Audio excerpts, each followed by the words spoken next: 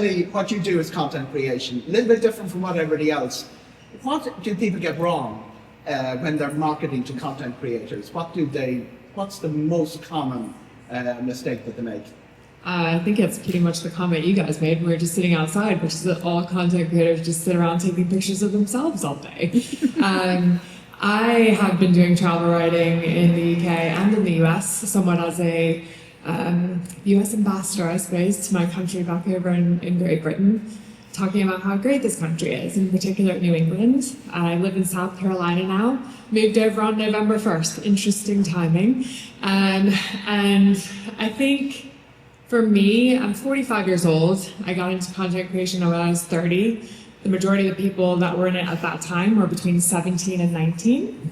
I'd had a job in PR marketing for 10 years previously. I was a director at an auction house, so I had what we call a real job, and had a little bit of life experience, and pretty much thought that social media was going to be the next wave of communication and being able to share products and information freely globally. And for travel, it's been one of the most amazing things ever. And being able to talk to people, whether it's on TikTok or Instagram or on a blog or YouTube, and being able to storytell certain experiences, share destinations that people would have never heard about before on TV or in any of the newspapers or traditional media. Social media just really is an incredible new path. But I think what we were also talking about before we came in here was the fact that all of the traditional journalists that you work with now often have social media as well. So it's sort of like double dipping with traditional media. So you get the print publications and you...